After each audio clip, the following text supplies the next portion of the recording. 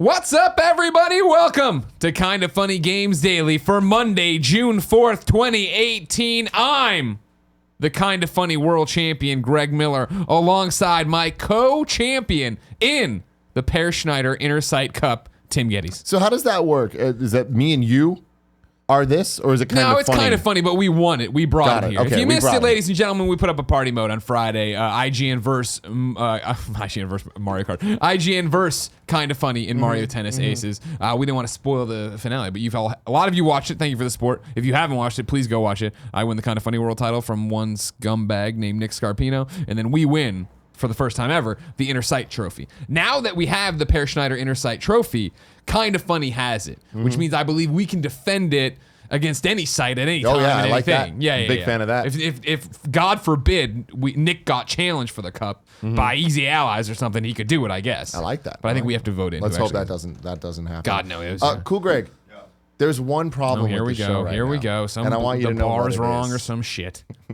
Is that You're right? doing God's work. I'm just fucking with you. But yeah, the bars. There we happy go. now? We're Kinda Do we Funny have to Games restart Daily. the whole show? No, it's okay. I'll let it slide this If time. you didn't know, this is Kinda Funny Games Daily. Each and every weekday on a variety of platforms, we run you through the nerdy video game news you need to know about. If you like that, be part of the show. Write in to kindafunny.com/KFGD. Give me your questions, your comments, your bad PSN names, and everything else under the video game sun. Then tune in live on twitch.tv/kindafunnygames to watch us record it. If you're watching live, there's a special job just for you. Go to kindafunny.com/you're wrong. Tell us what we screw up as we screw it up so we can set the record straight at the end of the show for everybody listening later on youtube.com/kindafunnygames and listening on podcast services around the globe. No matter where you get the show, thank you for your support. Please consider going to patreon.com/kindafunnygames. It keeps the mics on, keeps us going to E3, and keeps all these weird people getting hired. Isn't that right, cool, Greg? Hell yeah. That's what I like to hear. Housekeeping for you, first and foremost. Congratulations to Brian Altano and his wife, Teresa. On little mini brap there. They got a little mini brap. Brian's a dad. That's awesome. Very, very heartwarming. Very unexpected. Never would have called it. When I met that man. Oh, okay. I was going to 10 say, years we've had ago. like a 9-month window of warning that it was going to happen. Yeah. But no. You're saying on how much he's grown up? Mm-hmm. It's crazy. Like the Brian Altano I knew when he got hired at GameSpy, right? When he first came in. Different man now. Different man. And literally half the man. You know what I mean? Half the man and a better man. I was looking. Oh, 100%. Oh, 100%. Yeah. Before I would have stabbed him, just to get him out of my way. Now though, I'd never stab him. Like him too much. Back then though, Solid points. Throwing him out of the car. Right now over on youtube.com/kindafunnygames and on podcast services around the globe, our annual Kinda Funny Games Cast E3 predictions episode is up. Early reviews are that it's really good. We love doing that one. That's an awesome one. A lot of My good favorite discussion. episode of the year, always. Yeah, a lot of kids commenting that on the YouTube channel. Warms our heart. I was going to say heart warms, but no, it warms our heart. Go check it out. I think it's a really good one. I like when we get to Nintendo and I get to blow your mind. You blew my mind. That's my thing. one. Is usually the Tim Gettys get hyped holy shit moments are reserved for E3 itself. Yeah. You gave me a fucking get hype moment during the predictions. Yeah. I'm so excited about that. I think the 19 IPAs you had helped, but nobody knows. Yeah. Reminder that E3 is coming up next week. And when I say next week, I really mean Saturday. Remember, for each and every conference, we will have a pre-show, a live reaction stream, and a post-show. You can watch all of that live on twitch.tv/kindafunnygames. If you miss any of it, you can then catch the live reactions get put up on youtube.com/kindafunnygames. Then the post shows are Gamescast. They get put up on youtube.com/kindafunnygames alongside podcast services around the globe. Shout out as well to Andrea Renee hosting EA Play on Saturday. The first E3 conference getting kicked off with Andrea Renee right there. Hosting a press conference, man. That is some real shit. That's next level. that is next level. We've never done that. No. Yeah, I mean, the closest we do is the Final Fantasy thing, but that's on E3 but that's press on conference. E3 press conference, Right. man. Yeah. Busiest lady in gaming, doing the damn thing. Living up to her name. And today we're brought to you by Omaha Steaks, but I'll tell you about that later. Ladies and gentlemen, let's begin the show with what is and forever will be. As I stall just a little bit to make sure I got the number right. The Roper Report. Time for some news. We're whispering them in today. 6 items on the Roper Report. A baker's dozen. Number 1, Tim. Is it finally happening? The answer is yes. DevilMayCry5.com has been registered. Now, I caught this via ResetEra, but even there, the original poster gave full credit to the Plaemoon on the DMC Discord server. I love that this is the era we exist in, and I love that everybody knows how to give each other credit. Everybody's amazing on the internet. I love it. Most people. DevilMayCry5.com has been registered. You might say, okay, things get registered all the time. In the sleuthing work here, this is the same company that registered MonsterHunterWorld.com, ResidentEvil7.com, all the .coms you'd be expecting. Is this official in your mind that we are getting Capcom to say, hey, guess what? Devil May Cry E3? There has been way too many leaks about, no, not leaks. Yeah, I guess it started with the leak, and then it came out with more scuttlebutt over the last couple months of Devil May Cry 5. I expected it PSX, but PSX ended up not being what we thought it was going to be. So I think it makes a lot of sense. I can almost ensure we will see this game at Sony's press conference. Ooh. And you're still, are you sticking by, you made the prediction, right? That it'll be PS4 exclusive, console-wise. Yeah, you'll go to PC, but yeah. But another interesting thing that you didn't put here is Resident Evil 2. The same thing. Remake 2. Yeah. So the ResidentEvil2.com that these people had also registered has now been updated. The information there is updated. When you click on it, what is it? It says okay or something when you go to it, or hello or something like that? I was doing morning show. I didn't. Oh, okay. It's something. There was a screenshot as well in this ResetEra thread that I believe is from the Discord thing. That when you click on it, there's a little message on all. It's all white and it's just like okay or something like that. Honestly, both these things to me, they definitely get hype moments. Resident Evil 2 is my favorite of the traditional Resident Evil games. Okay.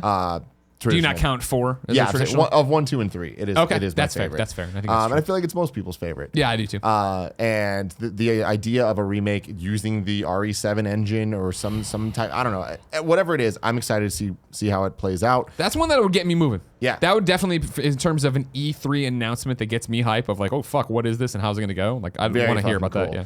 And a Devil May Cry 5, man, I'm so ready for it. It's been too long. It's even been too long since DMC, and I know a lot of people didn't love that game. I enjoyed it. I didn't enjoy it as much as the other ones. I feel like the last time that I was blown away by a Devil May Cry game was 3. Okay. But I enjoyed, there were elements that I really did enjoy in 4, and if Devil May Cry 5 is what they end up going with as the title and continuing the story, I'm here for it, man. Okay. So Sony's conference on Monday, that's when you say. I'm thinking. 1 week from today. Oh my God. Can you believe a week from today? Yeah, we'll know so much. We'll know so much. We'll already be through the majority of the conferences, and we'll be getting ready for PlayStation. Ubisoft will probably be wrapped by now, right? Yeah. Yeah. And Square? Yeah. Oh, yeah, wait, it's Ubi then Square, right? I think it's Square than Ubi. Okay. Yeah, it is. Of course, you can go to kindoffunny.com where we've put up our entire schedule with the pre-post shows and all that jazz. All estimates. Who knows how long these people are going to talk. Very excited. And speaking of Square. Greg Way, number 2 on the Roper Report. I will tell you right now, before I even give this story is complete bullshit, says Greg Miller. I'm giving it a big bullshit label. But I know a lot of people wanted me to talk about the Superman stuff last week with Rocksteady and all that jazz, and that came from 4chan, and then it kind of got momentum. Today there's a thing getting momentum. We're gonna read it, then I'm gonna tell you why I just think it's fucking garbage. Is that there Crystal Dynamics Avengers game from Square a Marvel Ultimate Alliance reboot? Over at 4chan, there's this statement up that was also pulled to comicbookresources.com, but it all originates from 4chan. I'm going to read it here, okay? Cutting to the short of it, the Avengers project is Avengers Ultimate Alliance. But it's not Ultimate Alliance 3. It's a full reboot with the name on it. Parentheses, think something like the new God of War minus the story continuity. Similar name, totally new gameplay and story structure. That's the reason why the tagline of the first teaser was Reassemble, to hint at it being a reboot. This is also why the previous Ultimate Alliance games got up-resed recently for current gen. The game takes place from the perspective of multiple Avengers after a cataclysmic event broke the team apart. Parentheses, think more disassembled than Civil War. But there are three which are the core focus. Captain America, Iron Man, and Scarlet Witch. Parentheses, who you heard in the trailer. They aren't the only playable characters, but they are the leads of the story. Gameplay-wise, think of a mix between Uncharted and Infamous. Okay.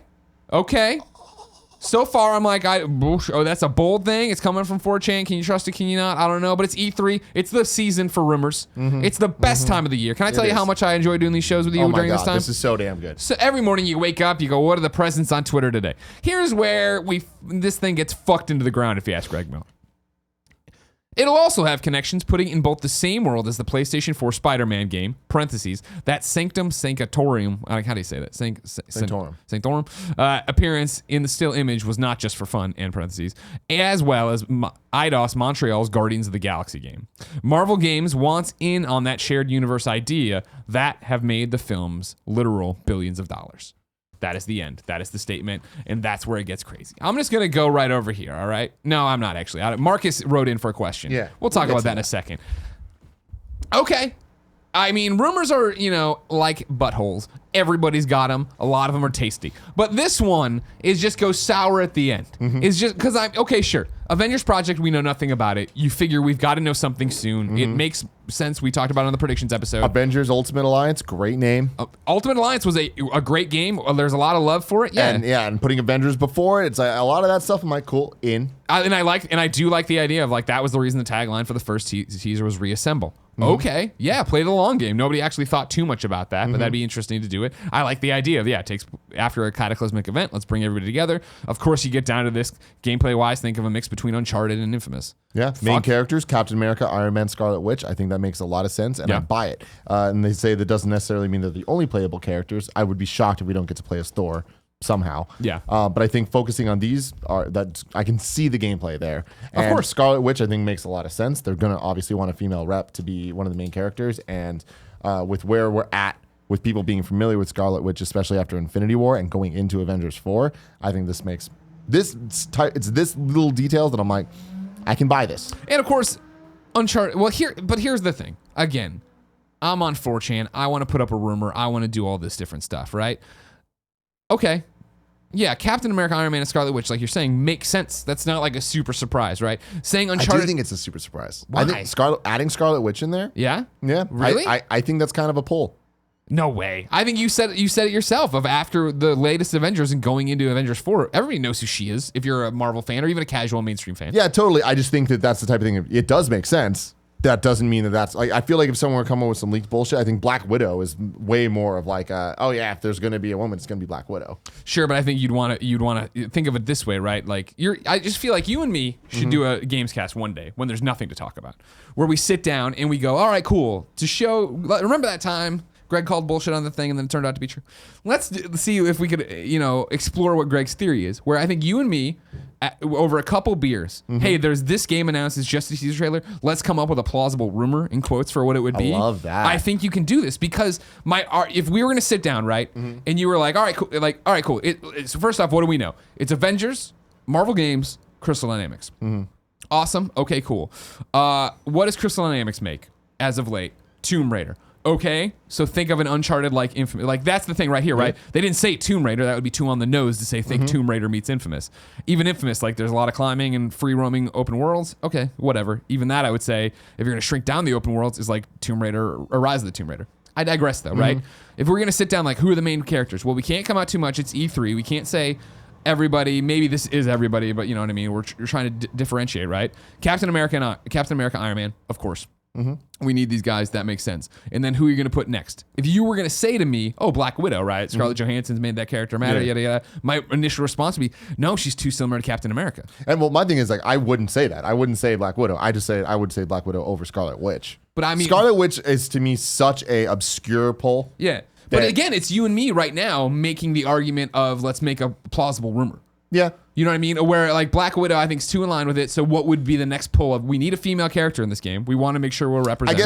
I guess we're coming from different angles on this because you're like, this is not real. Whereas I'm like, it's real. I say there's a good chance this is real. What? And here's the thing. Maybe that first part is real. But when we get down to, they want, it'll also have connections putting in both the same world as the PlayStation 4 Spider-Man game, as well as Eidos Montreal. They don't put it in here. Eidos Montreal's rumored Guardians of the Galaxy game. That Guardians of the Galaxy game has been talked about before. Eidos Montreal was the first person attached to it, or first studio. It seems like it is them from the attachments, but you've brought it up before, right? That there's been other rumors. Other stuff, but yeah. I feel like we've had on the E3 stage before when we interviewed Bill Roseman from Marvel Games. I feel like he said before, like, no, we want him to be. We're not saying it could never happen. But we want our developers to go off and make their games and not worry about how they tie in together. Yeah. And that's the thing here of like, okay, cool. Like, that's too much. I understand and I love it and it'd be awesome if it could work. But the problem is, I think it could only work if you were to say, and stick with me, this doesn't make exact sense. Hey, we're PlayStation. We have them all. All of our first parties are working on different things. So they're coming together all the time and talking, and they're on the same engine. They're on the same this. They're all doing their, you know what I mean? Like, why would Insomniac want to tie themselves to, and now granted you might say they have no choice, why would they want to tie themselves to what Crystal Dynamics doing, especially when you're talking about takes place from the perspective of multiple Avengers after a cataclysmic incident broke the team apart.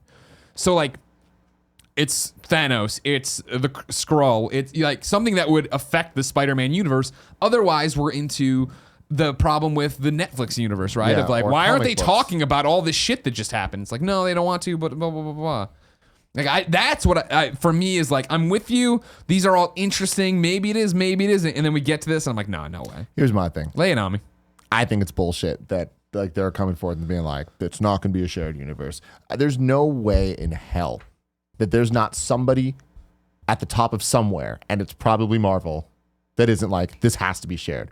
How shared? I don't know. Is it just overall, is it them just saying, yeah, it is all the same universe, but really what does that mean?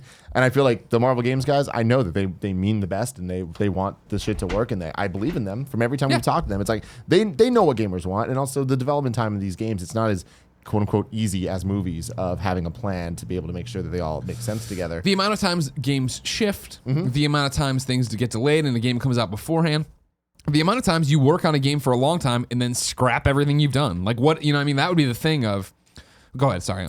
I just think that... You think I'm getting too serious about how tied in it's going to be? Yeah, I think that, but I also think that it's just like, they might mean for that to happen, but that's not going to end up happening. Like there's going to be enough cameos and references in each other's games that I think from a Marvel level, because you're right, in a perfect world, the way we're thinking about like an MCU, but for video games, it's one company would have all of them and go forth. That's not where we're at. I see this more as the X-Men cinematic universe, where it's like there's a bunch of stuff happening and they are all tied together and it's messy as fuck. But there's fun cameos every here and there. Yeah. And and I'm talking mainly about the earlier years of the X-Men universe. But like with First Class when that came out, it's like, oh, it is tied to those other things, but you really need to kind of like know that it's tied. But things like seeing the Sanctum Sanctorum in Spider-Man, and if that is also then in the Avengers game, it's like, cool, it is the same universe, but it doesn't need to matter. I think that there's no way they're not going to make that happen. I feel like I don't think they're going to do a great job at it. Here's my other argument is the fact that now it's under Marvel Games and they have all this stuff. I just feel, why would you also then hamstring your developers and do these different things, where I feel like if this Avengers game is, let's just say everything except the shared universe shit's right? We're not talking about like how movie rights are divvied up, right? Spider-Man could still be in this. I doubt as a playable character because they don't want to step on the toes of what they're doing on another contract, but Spider-Man would be in there, and if it's cataclysmic, it could be whatever version of Spider-Man in his armored spider suit or whatever. And I don't mean the movie Armored Spider, I mean like, comic book. You get to do your own interpretation and build off your own thing, and like, I just feel like you'd want to give everybody this toy box and let them play and make their own stories rather than be like, well, I understand what you're trying to do with Spider-Man there. You can't, though, because Insomniac did this and blah, blah. You can have him swing by and go, oh, and he's got the white spider on his chest, but... I just don't think they're going to take it that seriously. And I feel like video game storylines just aren't at the point that all that stuff matters. I wish it was. Yeah, but I would like to think that Marvel would like to think that they can make it be that way. But I think that we're too early for that, and it took how many shared universes in movies to get to where we were? Yeah. I feel like video games need to learn those learn those mistakes as well by taking the right and wrong steps as they go through the journey. And it reminds me of like Batman, when we recently, the New 52 Batman, and when it went to Death of the Family. Okay. Right? And it's like all the Bat series are going, and it's like they all have their own storylines, and like Batgirl had a very different vibe than everything Burnside, else. Yeah. And then all of a sudden this event storyline happens, and it's like, well, this doesn't make sense. This doesn't make sense. We gotta pull you over here. But then once it goes back, they're still doing their own thing. I think it's gonna be like that. Does that excite me? Not really. I'd rather it be good, but they're gonna do this. They're gonna do it. And here's my other thing. He's talking about like, the Sanctum, Doctor Strange's joint being in like whatever, in the screenshots or whatever. Like, yeah, that's going to be in every Marvel game that takes place in New York. You need that to be in New York. And I don't think it means that, hey, guess what? This is happening because it's, Doctor Strange is universal. Spider-Man is universal. You know what I mean? Like you want all that shit in there. You want, when I swing through Spider-Man's New York from Insomniac, I hope I see Avengers Tower, and I hope I see the Baxter Building, and I hope I see all the things you'd expect there to be in the Marvel universe. But I don't need it to be that. When I see that same building in the Avengers game, I'm like, oh, same you know what I mean? Like it'd be even cooler if Marvel Games does this for another decade or whatever, and then puts out their own whatever Spider-Verse kind of thing. Like, you know what I mean? Same the universe of where it's like everybody it's a fighting game or whatever, and they all come to, you know what I mean? Like there's a billion things you could do if you built your own universe well. And this is the same thing with all their mobile games, where their mobile games don't necessarily tie into each other. Yeah. And this is not real. Greg Miller says it. Just the part about the shared universe. Everything before then, sign me up. Sounds great. Yeah, I don't know. I mean, this type of rumor with the details they give, I give this 60% real. Okay. We'll see soon enough, hopefully. Marcus wrote into kindafunny.com/KFGD about that and says, hey, Tim and Greg, I've been thinking about Square Enix's Avengers game, and I'm curious on who you think the main villain of the game will be. Do they go the MCU route and choose someone like Thanos or Loki, who are well known to everyone, or do they go a little crazier and choose someone like MODOK? Love the show. Marcus. I think they go crazy. So I think MODOK is actually a really interesting call. Really? Somebody that's like that could be like will be familiar eventually to people that watch movies but aren't currently. And I think that the choice of like Mr. Negative for Insomniac, and I'm sure there'll be many more villains, but like the focus on him so far, it's like, wow, that's like we're all too familiar with Green Goblin, and with all those. So like having a choice like that, I think is interesting, and it differentiates enough, especially because there's going to be so many characters that you do know. I think it'll be a team up kind of thing, as you'd expect. If I had to guess who's going to be at the top of it, who's going to be the main bad guy in the Avengers game, I mean, it sounds tired if you play enough Marvel games. I would say Doctor Doom. Doctor Doom. I think Doctor Doom would be the best call. Doctor Doom is still a super cool villain who's never got his due in a movie, so he's not there. But I know, like Ultimate Alliance, he was the bad guy. And like, there's but it not being Ultimate a reboot. Alliance. I'm sorry. Marvel Heroes, Omega or whatever. Oh yeah. Or just Marvel Heroes. My vote would be Doctor Doom. Yeah. But I wouldn't be surprised if they did go something that's off the fucking wall. Sure. And like in the same way that the general movie-going audience didn't know who Thanos was, and now they do. Yeah. I think for video games it could be the same thing. And also, people do know MODOK, and they knew some of the more obscure ones because of Marvel vs. Capcom over the years. Okay. Number 3 on the rope report, crazy ass PlayStation is being crazy. Hell yeah. Over on the PlayStation blog, they put up an E3 post talking about the fact that E3 doesn't start for them on Monday. No, sir, it starts on Wednesday. That's right. This Wednesday, Sid Schumann wrote, Join us at live.playstation.com, Twitch, YouTube, and Facebook as we count down to E3 with new game announcements and updates each day leading to Monday's showcase. The PlayStation blog will have expanded coverage of the videos each day as well, but if you watch live at 8 a.m. Pacific, you'll be first to know. Wednesday, June 6th, 8 p.m., they're announcing a new PlayStation 4 game with PlayStation VR support. Thursday, June 7th at 8 a.m. Pacific, there's a release date for an upcoming Worldwide Studios title. Friday, June 8th at 8 a.m. Pacific, they're announcing a new PlayStation 4 game. Saturday, June 9th at 8 a.m. Pacific, they're announcing a new PlayStation VR game. Did I say that before? I said PlayStation 4 before that, right? Friday's a PlayStation 4 game. Saturday's a PlayStation VR game. They sounded too similar in my head. Sunday, June 10th at 8 a.m., details on an eagerly anticipated game coming to PlayStation VR. An eagerly anticipated game comes to PlayStation VR is what they put. This is awesome. Yeah. I love this because the problem is, like we saw last year, when they do the pre-show before their conference, like no matter how many big announcements they put there, it never feels like there's pomp and circumstance, and it never feels like it's as important as the show. This is like, hey, these are cool, important things, and we want to give them their own specific time. They might not be as big of a deal as what we're going to show at our conference, but we don't want there to be distractions for this.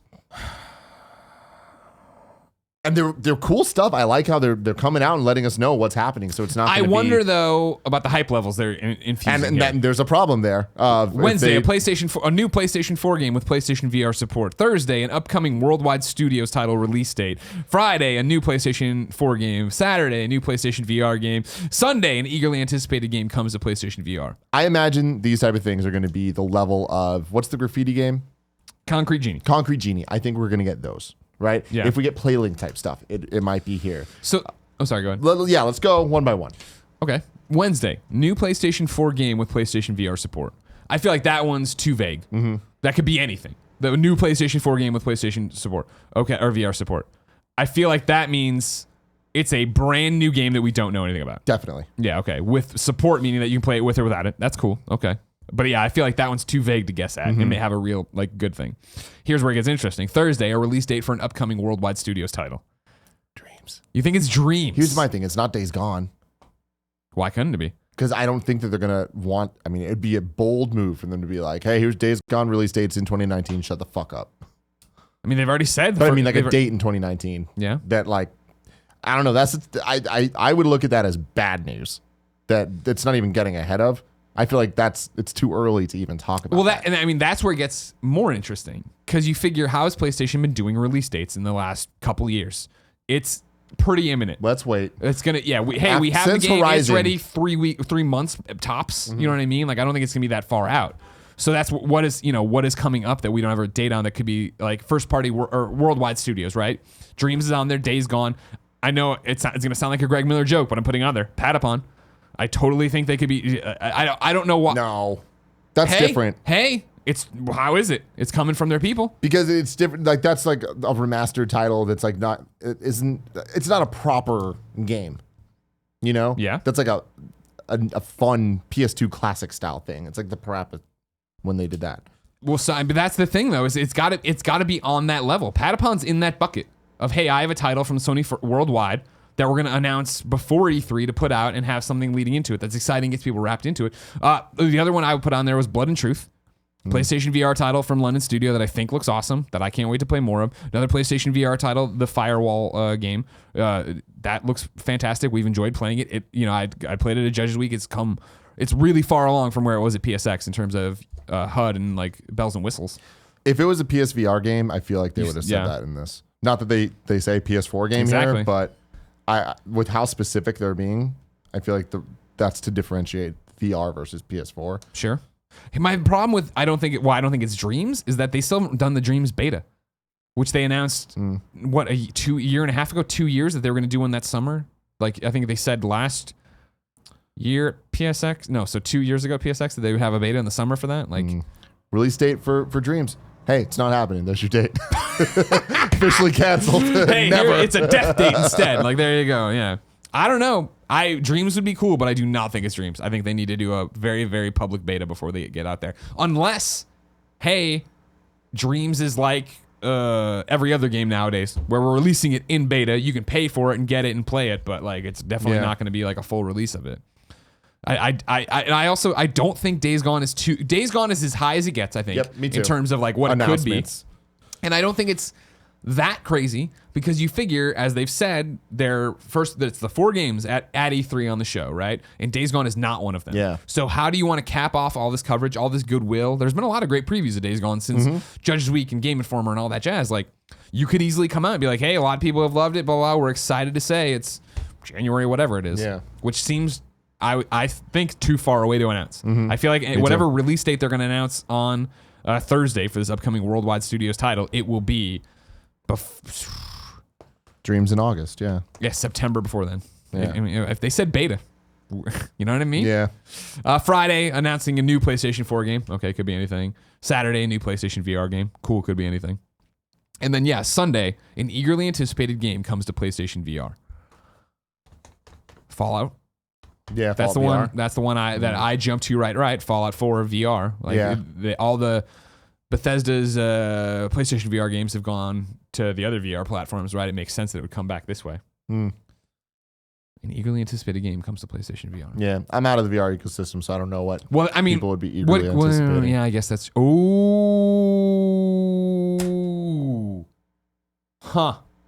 What you got for me, Greg? Well, I'll put it out there, and this would be something that needs to fucking happen. Everybody who pays attention to the VR world, Beat Saber. Beat Saber, like the whole thing, right? Yes. They moved some ungodly amount of units, which is like $2 million in revenue. Dude, I want to play that game so fucking Me too. bad. Yeah, I just don't want to plug in a Vive or whatever. Yes. And that would definitely be an eagerly anticipated game, right? Vive level's high. I like that. Yeah, okay. So I'm saying Beat Saber or... Yeah, I'm saying Beat Saber. I'm saying Beat Saber. Man. That's Beat good. Saber. Andy, can I get a round of applause for Beat Saber? Man. Thank you. Beat Sabers. What are we talking about? I tossed a question in here from Garrick. I think we might have just danced around it though. Oh, interesting. Garrick writes in, and I will read it, to kindafunny.com/KFGD, and says, I'm excited for all the reveals PlayStation's talking about, but the biggest surprise may come this Sunday, on which, quote, an eagerly anticipated game comes to PlayStation VR. Sunday is the same day as the Bethesda conference. Could this finally be confirmation that Fallout 4 VR might be coming to PlayStation VR? Would love to know the probability of this happening. Love what you guys do. Can't wait to see Kinda Funny at the GME 2018 in Indy this year. P.S. Bring Jared Petty. I don't think we'll be at the GME 2018 in Indy this year. But Do you know what that is? No. GameStop Media. Oh, yeah. I don't know. Well, no. We've we've reached out. We're in talks. We're not confirmed. Our boy who used to always get us, the gigs over there left there. And I hear these other people now. They're What's Good Games fans, so it's totally not kidding. Garrick, I think you're right there. And why I read this after talking about it already, that's an interesting wrinkle that Sunday is Bethesda as well. But the timing doesn't work. Sure, I hear you. So I feel like that's unrelated. Just something to put 8 in a.m. and like 6 p.m. Feather in the cap. Just putting it in there. Just letting you know that's something that's happening. I'm on the Beat Saber train, Greg. Good. I'm glad I got you there. Beat Saber looks amazing. If you haven't seen Beat Saber, ladies and gentlemen, you officially have my permission to pause this show and go watch anything from Beat Saber. It's DDR in VR with lightsabers. See, I would go away from the DDR train and think it's more like it's a rhythm game. It's like Guitar Hero with lightsabers, where the notes are coming down the highway and you slash them with lightsabers rather than that. But anyway, you slice it. Big fan. Number 4. Red Dead Redemption 2 will have PS exclusive content. That's PlayStation. This is from Jason Schreier over at Kotaku. I feel like when they announced Red Dead, the PlayStation blog had something up about like this, but there's a little wrinkle here. Jason writes, today developer Rockstar announced a bunch of bundles and pre-order bonuses for the much anticipated Western game, and buried amongst all the stuff about outfits and GTA Online cash in the PlayStation Store is this line. PlayStation exclusive. Play select content first on PlayStation 4. Details to follow. We don't know the scale of select content. Could be hats, could be a full expansion, but if it's anything like Sony's arrangement with Destiny, it will be a pain for Xbox players. The company behind the PlayStation 4 paid Activision to keep guns, maps, and even full strikes away from Xbox players for years, then did the same with Destiny 2 and several Call of Duty games. Microsoft has pulled its own timed exclusivity nonsense with Dragon Age Inquisition, as well as other big multi-platform games, including Call of Duty, over the past decade. So there you go. Totally buy it. Makes sense. Just a worth that's there. And then also I put it in new dates and I'll put it there. But yeah, you can go pre-order Red Dead right now. And there's regular edition, collector's edition, crazy ass, get a chest edition. That doesn't come with the game? And I don't know. I look at all these things and I'm just like, man, I don't have enough room anywhere to keep all this stuff. But I'm very excited for Red Dead. Kevin! Number 5, On the Roper Report. Plays right in to Big Kev Dog's strengths and weaknesses. Number 5. Are we gonna talk about A Way Out? No. We need to talk about Way Out. Kevin and I played Way Out. Hell yeah, Way Out. I platinumed it. Yeah. Kevin, I did not. Kevin didn't like the game that much. It's all right. I don't want my first platinum to be a game that I'm not super hyped about. I'm really, really close to Hitman Go being my first platinum, but I just have to do that last one. So at some point, I'll get back into it. Speaking of Hitman Go, Greg Way, number 5 is Square Enix Montreal is no longer doing Go games. What? This is Alex Calvin over at PocketGamer.biz. That's according to studio head Patrick Naud, who, speaking to PCGamesInsider.biz, I thought this was, whatever, said, for record, Alex does work at Pocket Gamer. I thought I had the original thing, but he's sourcing somebody else. My gosh. Said that the premium mobile games market is becoming increasingly difficult to see success in. This is a challenge that Square Enix Montreal has been aware of for some time. Now we're going to go into quotes from Patrick. Full disclosure, I know Patrick through, obviously, my wife Jen, who used to work at Square Enix Montreal. Some would say her leaving is what killed the Go games. God, no, bring him back. No, that's not true. Patrick says, I have to say no. And then they put some brackets here. We're not working on other Go games. I'm sorry. It's one of the challenges we have today in this premium mobile market is diminishing. The premium mobile market is diminishing. Cool, Greg, can you shut the door, please? Andy's very loud. You've got more and more high-quality free titles, so there are even fewer and fewer people inclined to try something that will not be free. Despite the critical success and the great revenue we've had, it's sad to see that our games are only played by a small slither of the population because of the price point. That's such a big barrier for mobile users. A lot of people consume mobile games only, and they have all these options, all these games. Why should they invest money in this one unless they're very convinced? That doesn't mean they won't spend in-game, but they want to spend on a game that they're sure they're going to like. The perception of choice makes it that even if it's only $5, that's too much. Back over here at Alex writing. The studio is still focused on making mobile games, though. Following on from the Go series, Patrick still wants the studio to innovate in the mobile space with new concepts, which he hopes will then become a standard for others to look at. Quote, the focus is still tailoring high-end, high-quality, pristine mobile experiences, he said. Of course, Tim, this is what we've talked about forever, right? The race to the bottom, as Colin used to call it in the mobile gaming, right? That when you give all these games out for free that you can't turn a buck on anything, and that's why these predatory principles keep getting involved, why there's pay to win, why there's microtransactions, why there's loot boxes. Yeah, I don't know. I just feel like there's so much political fuckery going on where there's just, with the Go series, which is such a fantastic franchise. Yeah. And like the games are so good, big fan of all of them, where it's like there's just been key choices with each one that I'm like, this would have been so much more successful if this. Perfect example, Lara Croft Go. Yeah. Why wasn't it called Tomb Raider Go? Second example, why isn't this Kingdom Hearts Go?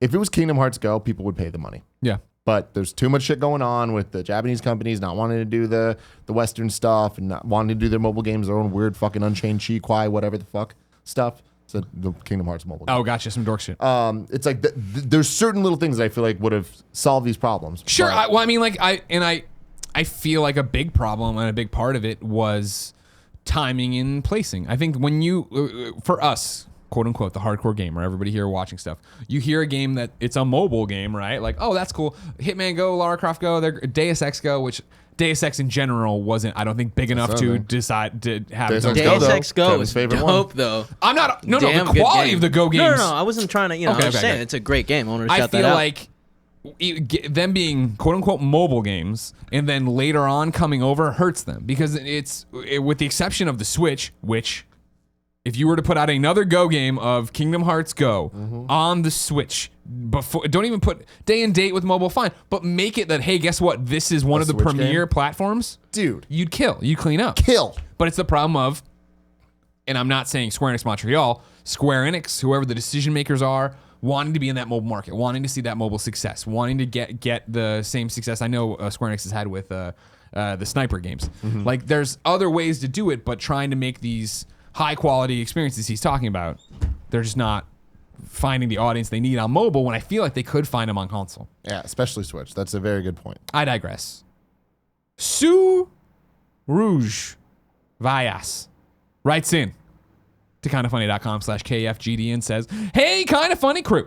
My question is for the GoPro himself, Kevin Coelho. Square Enix Montreal studio head Patrick said today no more Go games are going to be there. How is the GoPro handling this news and what will become of him? Also, does this mean no more games will be green lit? Or that any Go titles already in development, if any, have been canceled.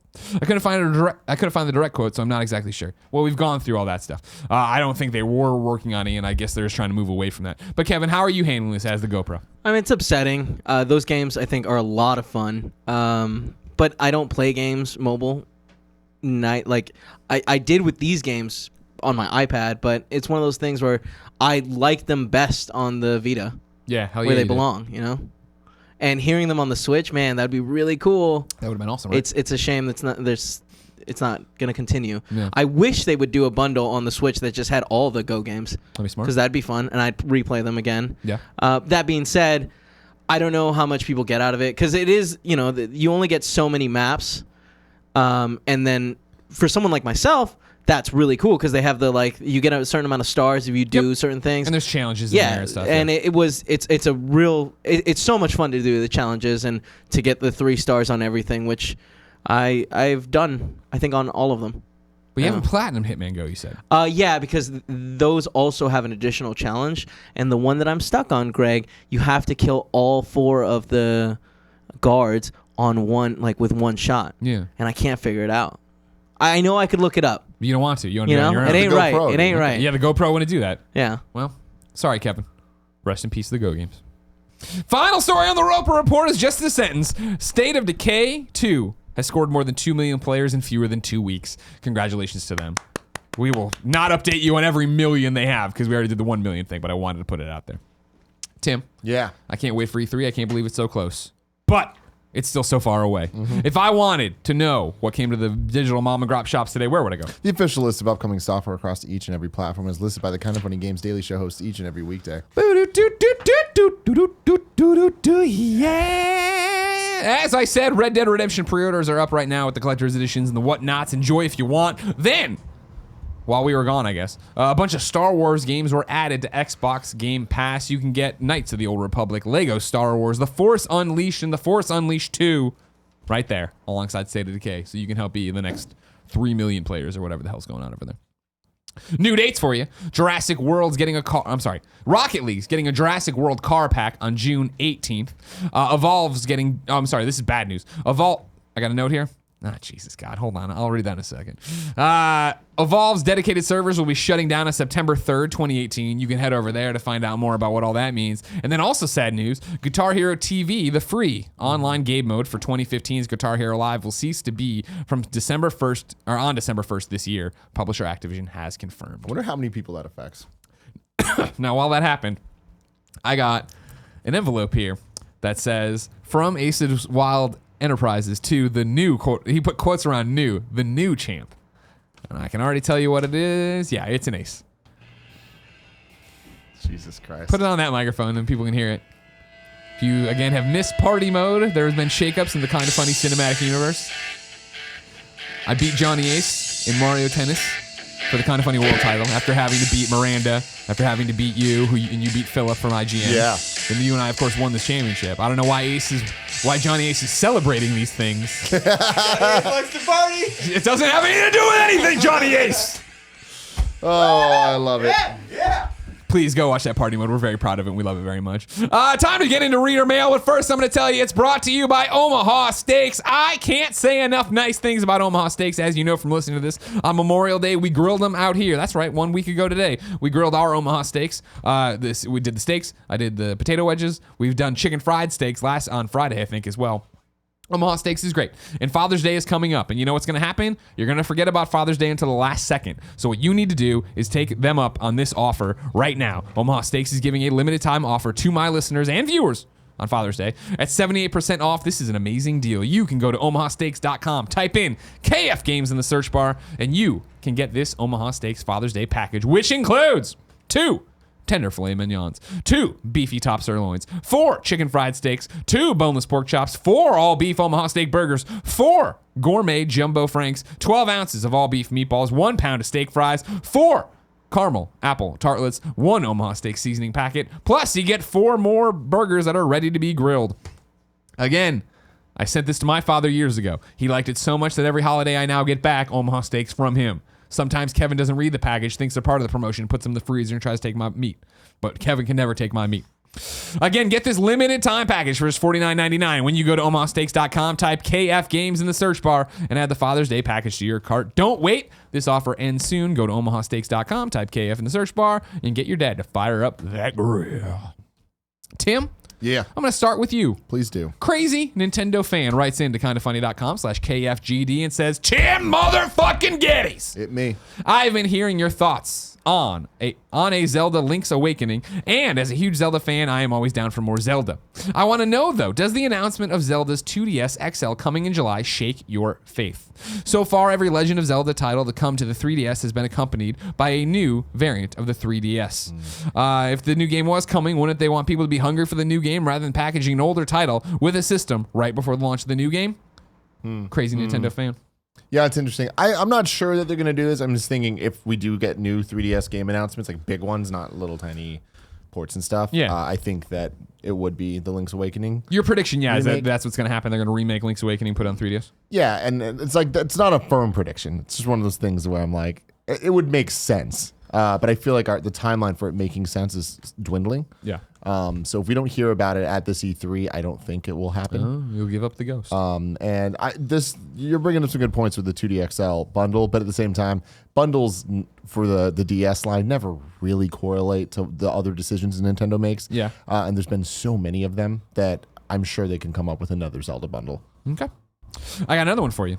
Esteban Castro writes in and says, hello, Greg and Tim. I was wondering if you played the Mario Tennis Aces demo this weekend, and if so, what your thoughts were on the game. I personally loved it. I managed to win 2 tournaments, one as Rosalina and one as Chain Chomp. That's my boy. Greg Miller says that. And find the game mechanics are great. My favorite aspect of the game is on the variety of tactics and how characters counter each other. Andy! Finally, I wish you the best for this year's E3 coverage. You guys have been my go-to stream to watch along every live conference since you started doing them, and I can't wait for the madness to begin. Thank you, Esteban. We can't wait to showcase you more of that there madness. Did you play the Mario Tennis Aces demo? I did not play the demo, but we did get to play a lot for the party mode. Yeah. And I am all about the I fucking love this game. Rosalina, man, my girl. I can't wait for them to get us the review code of this. We had done, the party mode, so we had played a whole bunch there. So when we got to this weekend, I played some other stuff, but I did jump in for a few matches. And let me tell you, the kids online are already so much better than me. Yeah. It was like, now granted, it was like the tutorial run by your boy Drybones. Shout out to Drybones. Do they have the character model for Drybones playing fucking tennis? They do. I can't wait to unlock his ass in this game. I don't think that's confirmed, but he's there. He's got to be. They have him right there. I'm going to play with him. I thought that it was. Oh, was it? I thought it was that we knew he showed up. I'm going to unlock Drybones. I think all the characters got leaked. I'm going to fucking tell you, the data mine. Drybones going to be in this game. I want to play him. I'm going to play him. All right? The tutorial, very handy. We should have played that before we played Mario Tennis Aces because it did teach me a lot. Oh, that's what I should have been doing. This is what I should have been doing. Yeah. But then I went on and did I think 2 tournaments and got my just butt whooped because they were already playing so much. Andy Cortez, I called you and got you on the mic over there. What are your thoughts? You played it. I fucking love this game, right? Man. How? Dude, I love it, man. Yeah. How much did you play? You and Barrett were all over the place. I saw you putting up screenshots and stuff. I played several hours on Saturday and a little bit on Sunday. Yeah. So it's all you can tell how much a player has played based on how many points that they've accrued. And so one of the earlier championships I got into, I started noticing that the total points sort of show you how long the person's been playing. Yeah. And tried out with Mario a bit, didn't do too well, a little bit too slow. Yoshi, not too great either. But I like his special move where he jumped across the court to knock it back. I was using that. Oh, all of them have that ability. Yeah, but his was better. Like when I was Chain Chomp, I felt like I had no control over it. Oh, really? Yeah. Oh, okay. But that was also when we first started playing. Sure. Chomp, chomp, womp, womp. I ended up in the first round of the tournament, I ended up getting to the championship, not the first time, but several times into it. And just got my ass handed to me by a dude playing as Waluigi, and he had 12,000 points. Jesus. And I saw 12,000, and I looked at me, and I had 1,000 something. I was like, okay, this guy's played probably since it launched and has been playing nonstop. Yeah. And then one of them Andre Seegers types. And I was like, man, I just can't do it. I'm just not good enough, I guess. I'd gotten to the the semifinal round several times. Finally made it to the championship, got trounced by Waluigi, and then I was like, I'm done. I got my ass whooped. This dude was doing stuff that I didn't even know was possible. Yeah. And I didn't know how to combat the things that he was doing. And then Sunday morning, started up immediately in my first match, just 2-0'd everybody. I was destroying people left and right. Oh, yeah, you were. And it was just such a lucky happenstance sort of thing that the first match, the first day I was losing to people in the second, maybe first, third round. Yeah. And this one I was just 2-0ing everybody. Got to the championship as Bowser and 2-0'd the guy. And it was just so easy compared to other matches that I just got lucky that I got paired up with people that had no idea really how to play. I want to piggyback off what you're saying here. Jacob wrote into kindafunny.com/KFGD and says, "Good afternoon, Greg and friends." And then he puts in parentheses, in the most discouraged tone possible. I partook in the Mario Tennis Aces tournament demo, and no game that I have ever played left me feeling so defeated, so broken, and so disheartened. The thing that hurts the most is that I really liked the game itself, but I played 13 matches and only won 2. I would have played more, but between working 2 jobs and getting my house ready for my soon-to-be daughter, congratulations. Congrats. That was all the time I had for. Then he had a question we're not going to read, but I thought that was interesting because here was my thing too. Even when I got online and granted, it was my thought process was, I just want to see how it's going. I had some lag. Did you have lag? Yes. Yeah. There were several times that I ran into where I was doing really well and I'm playing in the match to get to the championship. Yeah. And then I am waiting for the guy to serve, so I'm kind of moving my character left and right. Move the joystick. Bowser moves 2 seconds later. And I was like, oh boy, this is not good. Yeah. They hit me the ball and I react and my player just doesn't get there in time. I did notice, I saw Zach Ryan from IGN post a video of a moment where he was getting 1 frame every 3 seconds or something. Jesus. And that happened to me a few times too. Yeah. I don't think it was this overwhelming thing that I was experiencing like a lot of other people seem to experience over the weekend.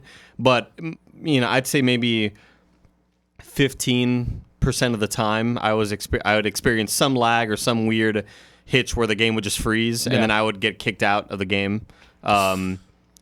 Yeah, I don't know. I didn't think it was as bad as a lot of people experienced it. Yeah. More important to the question from Jacob, or the story from Jacob, that was my thought too of playing it. Of like, man, people online are already way better than me, but I don't care because the Switch is about us playing together, right? Like it's gonna be like Smash. Like I'll never be able to compete on Smash, but here I can hold my own a little bit. Well, it's also gonna have a cool single player experience, which I'm excited about. To play with you guys, because like when Mario Golf World Tour was on 3DS, IGN, we did a thing where I started this thing called Tea Time, where we all come into work early and play for an hour, and I'd love to do stuff like that here. Of like, all right, cool, it's 5 o'clock. Let's stop doing everything and actually get in some matches and do a tournament or something.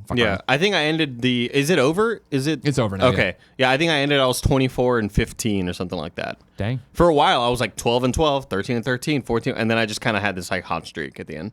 Okay. Thanks, Andy. Come at me. Andy Mack writes into kindafunny.com/KFGD and says, I'm English. Oi there, KFGD hosts. I have a question about trophies, so it's right up Greg's alley. I saw you got your 69th platinum. Nice. On Detroit. You put that in there too. I've enjoyed Detroit first time in a while. A game has made me think and made the choices really hard. I've nearly finished it, but I don't have any platinum trophies. But does playing every ending and changes take away from the experience? I think about Detroit when I'm not playing it. I've fallen in love with it. Man, there's some periods and punctuation needed here. But I fear playing it over and over again for a trophy could take away from that feeling. I'm currently trying to get my first platinum on my second Persona 5 playthrough. Keep impregnating that chicken. Andy Mack. Yeah, I've been there, Andy Mack. When I finished The Last of Us, I put it down. I'm like, that was The Last of Us for me. I don't want to go back and redo that. And I at one point when it came to PS4, tried. It's like, oh, I want to replay this. And I started, I'm like, you know what? No. Knowing what was coming, I already knew. Like, the first time playing through was so magical of not knowing what was going to happen to Joel and Ellie. But knowing where it all led and stuff, it took away from it for me. So I couldn't do it. You, Tim? I've never platinumed the game. But replaying, have you ever finished a game and put it on a shelf and been like, that's that game? Going Home was the same way. I feel like I recently played a game that I'm like, I'm good. I guess it's God of War. Okay. I beat it. I'm like, I'm good. Okay. Speaking of God of War, Greg, away. CP wrote in to kindafunny.com/KFGD and says, Dear Greg and Tim, on Friday I finished God of War and the first thing I did was listen to the excellent spoiler cast with Corey Barlog you guys did. Still available, youtube.com/kindafunnygames. Doing way better than I thought it would. Thank you so much. In it, Greg described God of War as a perfect game. Now the initial release hype has died down a bit, and you've both had the chance to put more hours in, including the post-game. Does it maintain up those initial reactions? For me, whilst I absolutely loved the story, I'm still making my mind up on how much I enjoy the post-game, especially those damn Valkyries. Keep humping that hand. Now he says CO in London, oi governor, but then before he said he was CP. I have no idea who this person is anymore. I stand by that, yeah. I think it's a perfect video game. I think it's such a great single-player campaign, story, everything, combat, amazing. And then, yeah, as somebody who wanted to get the platinum, I sat down and went through it and enjoyed every moment of it. And I know, like, the missed trials and all that, not for everybody. The Valkyrie's not for everybody, but it's what I wanted more of that game from. Yeah, it definitely is still living up to the hype for me. Recently, I went to that bachelor party, and my friends, not the biggest gamers, but they all own PS4s and stuff, and so they'll ask me like, hey, what games are you playing? I'm like, guys, you need to fucking play God of War. And like so many of them like, oh, I loved God of War, but I don't know that like I need more of that. I'm like, no, it's different. Trust me, this game is worth it. And like the more I talked about it, the more I was like, fuck, I love this game. Yeah, nothing but fond memories of it. I have not lost any of the shine on that game. Tim? Yes. It's time to squad up. This is where one of you writes into kindafunny.com/KFGD. Give me your name, username, platform of choice, and why you need help in a video game. I read it here. The best friends come and find you, and everybody plays games together. Today, Thiastor needs help on the PlayStation 4. The PSN name, just like it sounds, Thiastor. I'm kidding. Thiastor. Thiastor says, going back through the division, as I never got that far in that being a solo player looking for some best friends to come along for the ride from start to platinum potentially. Also play Monster Hunter, Fortnite, as well as other co-op/multiplayer type games. So if you want to play the division to get ready for Division 2, just like Big Kev Dalkas, Thiastor. It's in the description. Thiastor. Tim, we asked people watching live on twitch.tv/kindafunnygames to go to kindafunny.com/you're and tell us what we screw up as we screw it up so we can set the record straight for everybody watching later on youtube.com/kindafunny and Kinda Funny Games and whatever and all the other shit. Where you watching, do it. Kebabs says Beat Saber is already confirmed for PSVR.